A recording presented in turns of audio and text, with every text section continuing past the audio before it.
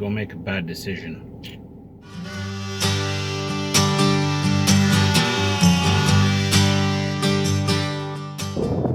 Alright, this tired old girl here behind me, 1961 Ford.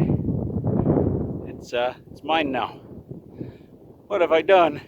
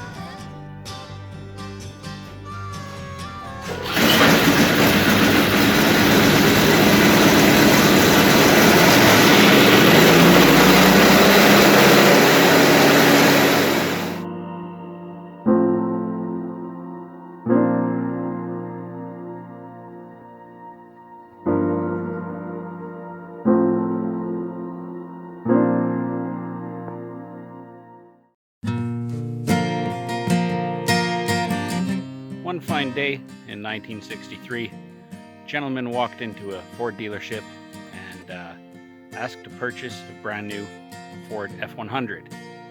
And I think he specifically requested not to be shown the option sheet. And as of today, I own that truck. Alright, let's take a look at this 1963 F100, so-called wrong box. It's in pretty solid shape. It does have the 223 straight 6. Used to have a 3 on the tree. Transmission's gone, so I'm just going to do something, I don't know, maybe automatic, just to make it a little easier for anyone to hop in and drive. As you can see, the box sides are fantastic. The cab, the cab corner is good there. Fenders are good.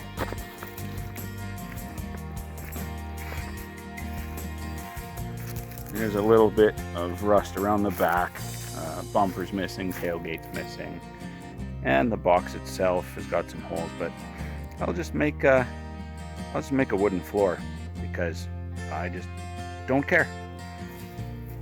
Don't care. I'm not going to change anything really about how this looks. I think it's perfect just the way it is,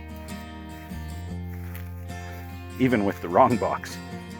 In 1961, Ford debuted this cab style, and in order to differentiate themselves from the Chevys of the same year, on the F100, on the half-ton and F250 3/4-ton, two-wheel drive only, you could order a box that was integral to the cab. So you did not have the seam here, it was all one piece. It reduced the number of body stampings and streamlined their paint process, increased box volume, I mean, it looked awesome. It was a huge hit. Then owners started loading up their trucks, and we're finding that once they were fully loaded, they couldn't open their doors. So in response to this, for 1962, Ford put the old 1959-1960 box back into production, jammed it on these trucks, and called it the style side, which is interesting because it doesn't match at all.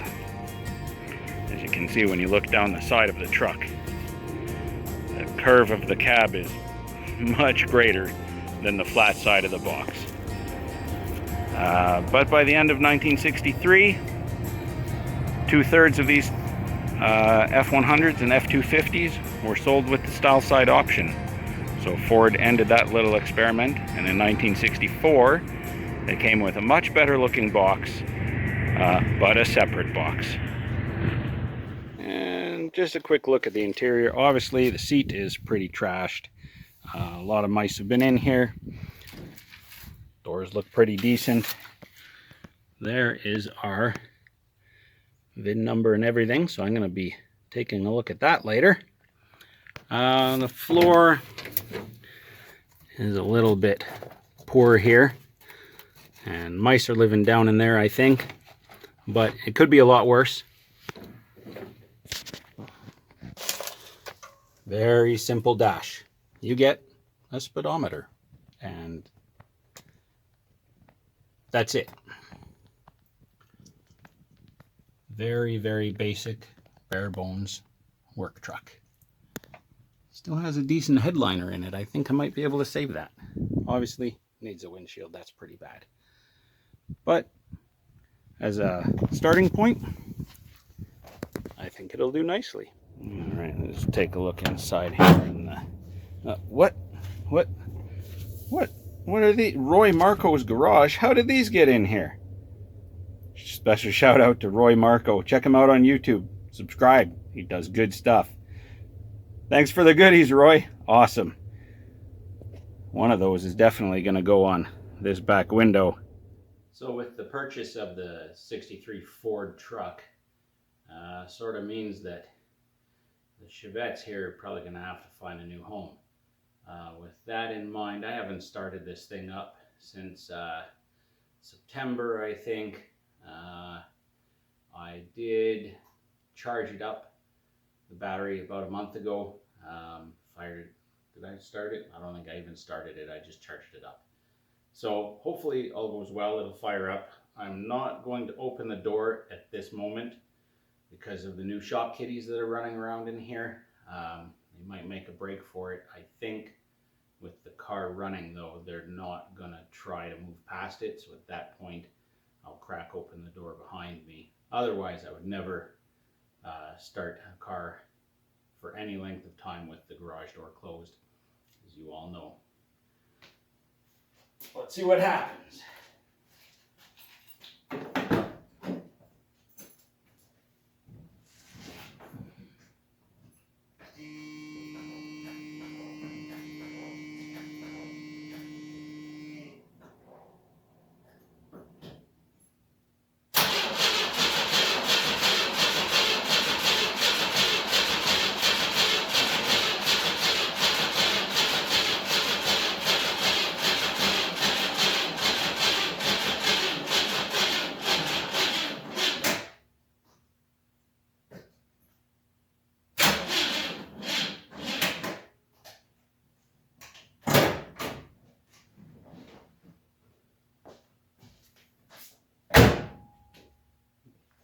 Well, at least it turns over, but with empty fuel bowls, it's not going to start. I'll give her a little charge up and we'll try again.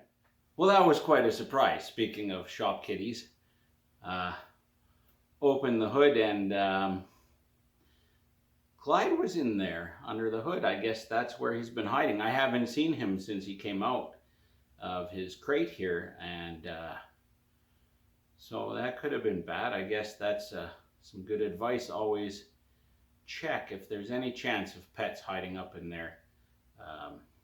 You're going to want to check. At least on these cars, in front of the heater box, there's a big open space, and he was just curled up quite nicely in there. He was probably really confused, and I don't know what he would have done if it had started up. I think he'd be pretty freaked out.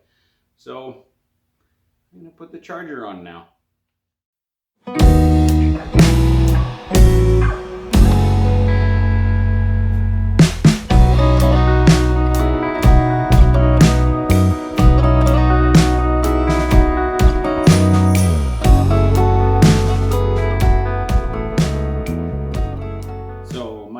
Battery charger is just 7 amp charger, so it's been on there for only about 15 minutes or so, but might be enough to get it going. I took the opportunity to air up the tires in the meantime. To its credit, only the right front tire was down. All the rest were pretty much bang on, so that's pretty good for sitting for, 6 months or whatever, 7 months. So let's try it again.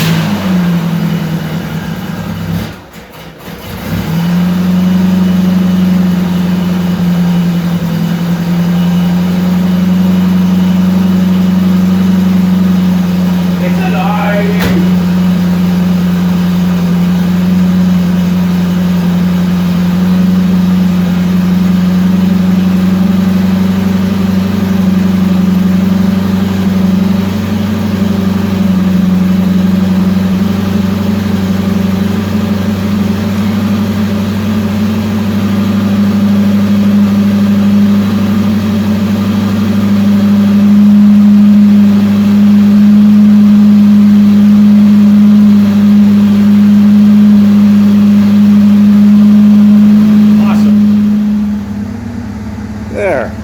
Took some time to wipe her down, wipe off all the cat fur and sawdust and everything. Purring pretty nicely. Looks good. I'm gonna miss this little thing.